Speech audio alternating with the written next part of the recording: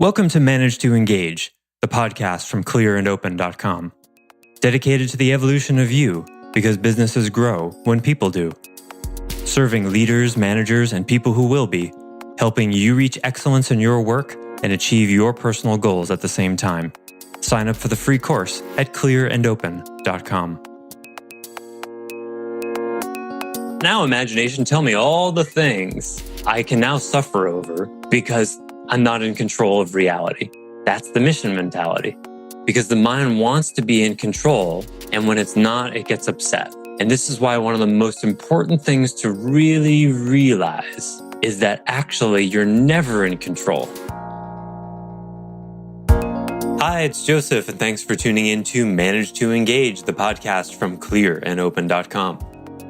Over the next 4 episodes, we're going to engage in a conversation about how we, as people and managers, approach tasks and getting things done. And today, we're going to frame that conversation by defining the difference between a mission and an adventure. I offer weekly member webcasts, online courses, and mentorship at clearandopen.com because it's my truth that, with the right tools, anyone can eliminate the people, money, and time problems holding them back in business. And I share parts of these webcasts and courses on this show because I want to help you too.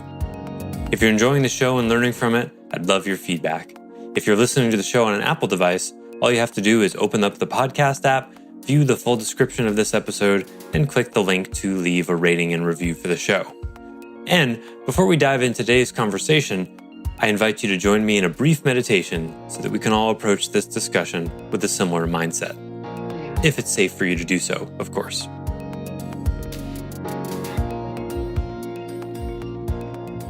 One of my favorite questions to begin meditation, as always, is the stillness and silence that you seek not already there?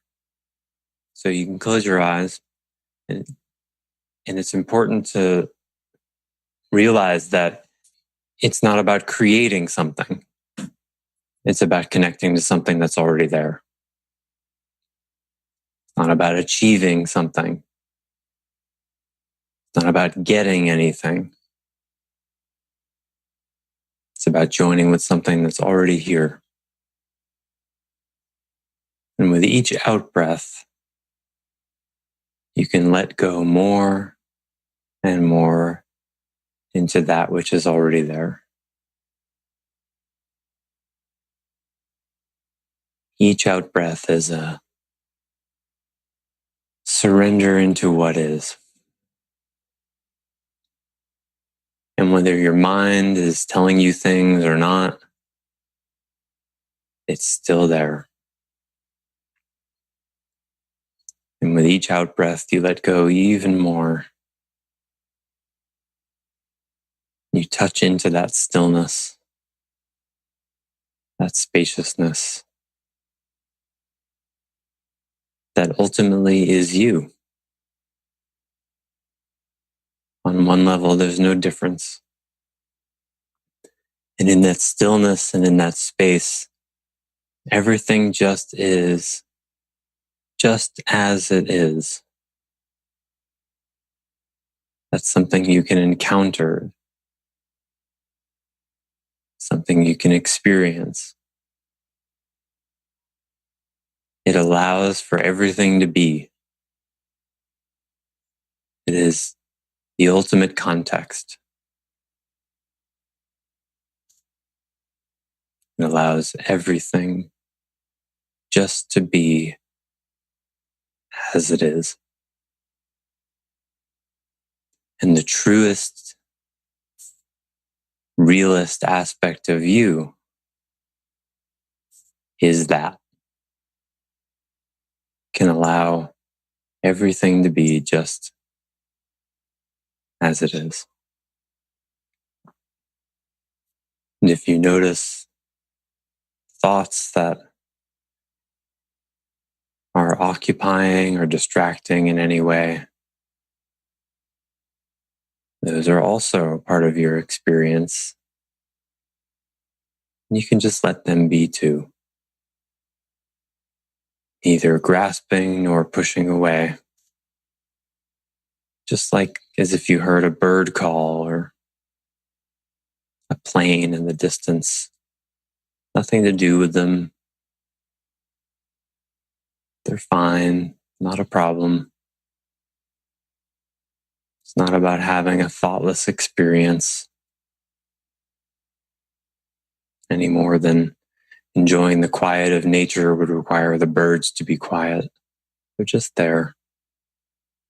And in these final couple minutes, allow your attention to move toward the integration of the stillness and the space, and to appreciate how it's upstream of all things, and maybe anchor an intention to bring that with you for the rest of the day. That you'll be mindful, be attentive, be connected to that context, no matter what is happening in any moment. And that whatever it is that needs to be handled or changed or moved forward, that you can always draw strength from that which just easily accepts everything as it is. The canvas upon which all is painted.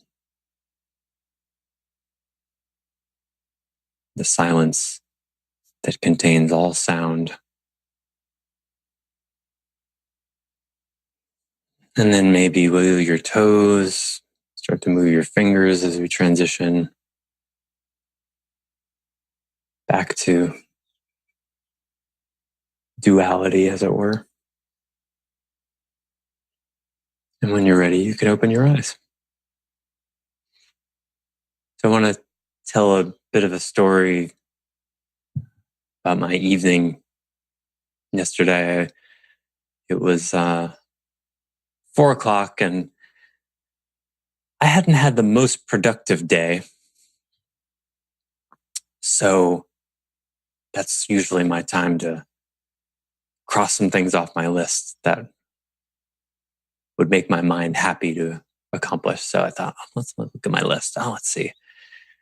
My tractor mower needs a bunch of work. It's a really nice night to be outside. Maybe I'll go do that. So the mission begins. I want to talk about the difference between a mission and an adventure. Because when you have something on your to-do list, generally we look at things as missions rather than adventures. And I'll define the difference, and you can define them however you want. But for me, a mission is, I think of Tom Cruise in Mission Impossible. This is the objective. This is what's going to happen. This is the way it's going to happen. Or like one of those really well-timed robberies you see in movies, right? We've got 26 seconds. Like somehow they figured out, they know how long it needs to take. Each phase has to happen exact certain way. And if they're even a second too late, the whole thing will fail. It has to happen the way it has to happen. That's a mission. An adventure, on the other hand, you have a sense of how you want things to go. But just by calling it an adventure, you know things are going to come up. It's not, you're purposely not planning the whole thing, or you surrendered to it not being plannable. And then there's a third thing that's an exploration. An exploration, you really have no idea, like exploratory surgery, right? You have no idea what's going to happen. You're just going to go look. We're going to explore this cave. Well, what's the point? I don't know. No one's ever been in there before. We're going to go see. Meditation, if it's done well, is an exploration because you're completely open to whatever experience arises. So those are three distinctions there. But I want to talk about the difference between the mission and the adventure today. So I went out and pulled my mower out of its shed with a mission mindset. And as I backed out, the reverse felt kind of weak. And I thought I heard a little bit of a grinding sound because in its little shed, it reverberates in a different way. It's easier to hear the engine and whatever else sounds whatever other sounds it's making. Thought I heard a little bit of a grinding sound, but I didn't pay too much attention to it. And it felt a little weak, but I don't know, just let it go in that moment. And then went about trying to take off the mower assembly because I had this grand idea that because you're not supposed to flip over these things, they're difficult to flip over. And there's two spark plugs and it's a twin engine. So you don't want to tip it over and pour oil into the spark plugs. So I thought, well, I guess what you're supposed to do is take off the whole mower assembly and then slide that out, flip it over and take the blades off. So I've got the manual and it seems very simple. And it's, okay, step 1, step 2, step 3, what? Where is this bolt? I'm not seeing that. So I don't know, the manual looked completely wrong at that point. The part that it was showing that I needed to take apart, I could not found something else. And it didn't have a little hitch pin. I couldn't see how to separate that piece from the rest of the mower. So that was the first roadblock.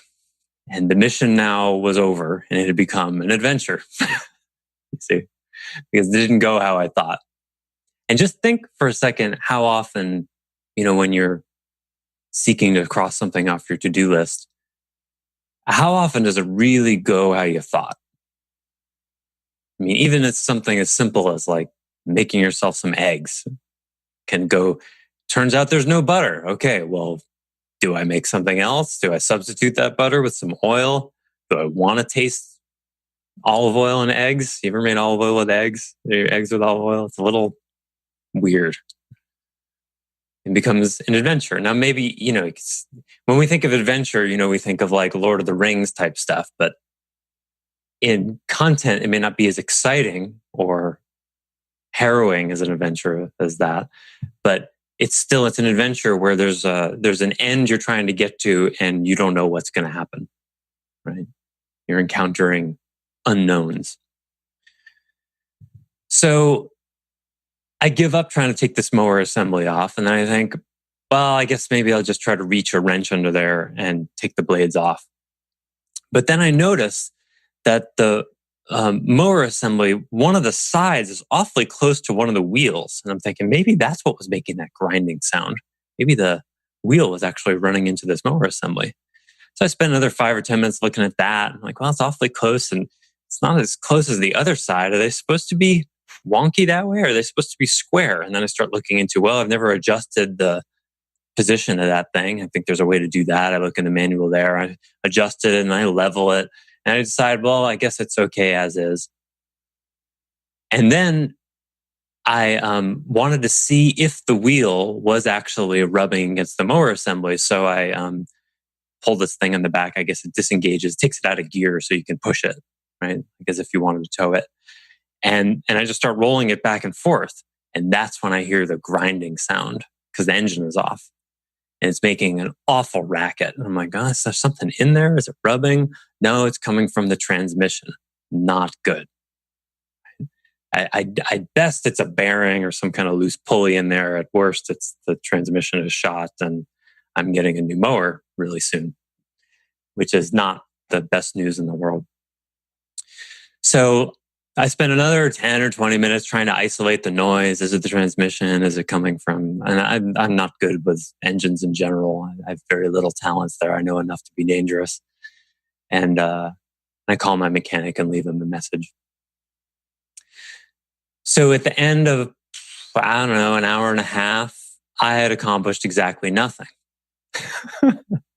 Not sharpen the blades, not change the oil, which also needed to be done, because then I'm thinking, well, I could change, because I have, it's 50-hour maintenance to do, sharpen the blades, change the oil, change the spark plugs. And I'm thinking, well, none of this makes sense to do if this thing is totaled, which it very well could be. So might as well save the supplies for the next mower.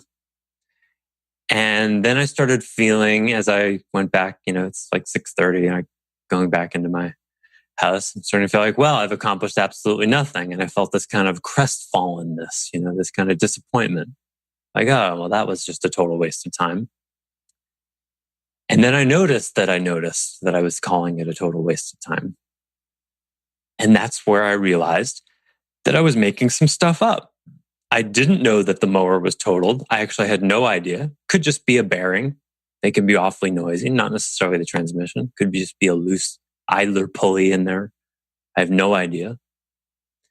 And I just automatically gone to the worst case scenario, which is that's it. I'm out $2,000 because I need to get a new one of these things. And probably I broke it by pushing it too hard, mowing really tall grass, busted the transmission. Woe is me. I don't know what I'm doing, and I'm cost myself all this money again. And that's money I didn't plan for, right? So there's this feeling of I can't afford it because it's money that's unplanned, when that happens, where it's just like a rising expense and there's just an immediate no. That's not an expense that should have happened. It's just a no. Rather than like, oh, I can come up with $2,000 for a new mower. Not something I wanted to have happen. How long is a riding mower supposed to last anyway? It's probably 10 years old. It came with the house. It's probably near due. You maybe get 15 years out of that. But this is Hawaii. There's no non-growing season. It's been mowing every week for 10 years. That's a lot for a mower. 10 years in a place that has winters would be pretty long time for a lot of mowers. So maybe it's just time. So what I mostly noticed was how much of the resistance and control came in that was framing the whole thing as a mission, you see. I'm supposed to go out there, get the blades off, sharpen the blades, maybe change the oil if I have time, come in, have dinner, mission accomplished. But instead, because I went out there and actually rolled that thing by hand, I discovered the metal on metal grinding sound, which was actually really useful because otherwise, later today, I probably would have gone out and mowed for 2 hours, never heard that grinding sound, and possibly destroyed the thing. Possibly made it worse, I don't know. But instead, I discovered a problem. That was the point. It was a point other than my intention. And the mission became an adventure. Now, in this case, I didn't experience, at least so far, that the adventure changed me in some way, other than being a little bit of a surrender to, okay, well, that's life. This is what is. Maybe I'll have to spend some money. Of course, my mower mechanic is one of the few competent mechanics on Maui, so it's going to take him like 10 days for him to get here. So in the meantime, my mind's like, oh, and the grass is going to get so long, and I've got guests coming, and it's going to look like crap this weekend, and yada, yada, yada. And I hate when the grass gets too long. It's going to delay all these other things I want to do. But that's all from the mission perspective, you see. The mission perspective says, basically, it didn't go how I imagined it would go. And now there's something wrong. There's something wrong with what is. And that's bad. And then let the suffering begin, right? Now, now imagination, tell me all the things that I can now suffer over because I'm not in control of reality. That's the mission mentality, right? Because the mind wants to be in control, and when it's not, it gets upset. And this is why one of the most important things to really realize, and it takes a while, is that actually you're never in control. That control is a complete and total illusion. Think about the handyman projects you've done, the things you've cooked or whatever. Really, how often does it go exactly how you thought? It's the dramatic minority, right? I mean, I should have written it down. It happened to me just a few weeks ago. I needed to go fix something, and it happened exactly as I thought. I need the tools I needed were the ones I brought with me. The thing behaved the way I wanted it to. It took the amount of time that I thought it should. And that's like 1 in 100, isn't it? It almost never happens that way. But that's not how we actually experience reality, right? Our mind's like, well, it goes the way I think, 9 times out of 10, maybe 8 times out of 10. Really? Because it has to think that to justify its mission mentality. Otherwise, you would just be laughing at your mind all the time. Because your mind's always serving up to you. All right, here's the mission. Here's what's going to happen. I'm going to talk to this employee and I'm going to say this and they're going to say that. And I'm going to talk to this customer and this, and then we're going to arrive at this number and then this is what's going to happen. And yeah, 1 time in 10, that's how it goes. Maybe. Probably more like 5 times in 100. And somehow we don't really learn, right? We go back to concocting the next mission. It's so funny that you mentioned that, because for the past 3 years, I've really been focusing on letting go of control, and noticed that when I seemingly let go of control, I'm better. I feel better. I'm not as miserable. I have this low grade misery going on when I'm trying to just control all of these things. And then the past 48 hours, it dawned on me that I was never in control. It's a complete illusion. Yeah. And it was strictly for my ego or whatever the case may be. But yeah, it's just the shift. It took me 3 years to get to that shift though, but it can take that long. Yeah. And it's not necessarily like, the control may come back here and there. It never, when you have that realization, the rubber band never really snaps back all the way. But there are many layers to it. And there could be a domain in which you totally let go of control. And then, 6 months later, you discover that your mind is totally trying to control some other domain. You never even saw it. Yep. That's what I'm going through also. Yeah, right. It's an onion, right? It's an onion you're peeling.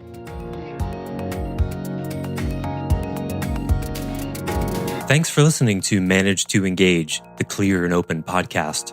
Join us next week when you'll be a little bit closer to who you're destined to be. Until then, know that Clear and Open is dedicated to the evolution of you, because businesses grow when people do. If you want to help the show grow, I'd appreciate you leaving a rating and review on iTunes. All you have to do is open the Apple Podcasts app, view the full description of the episode, and click the link to leave a rating and review. Or you can go to clearandopen.com/review and it will bring you to the right place. If you're looking for more support on your journey, head over to clearandopen.com for even more tools, articles, and free resources. Thanks so much for listening. Bye for now.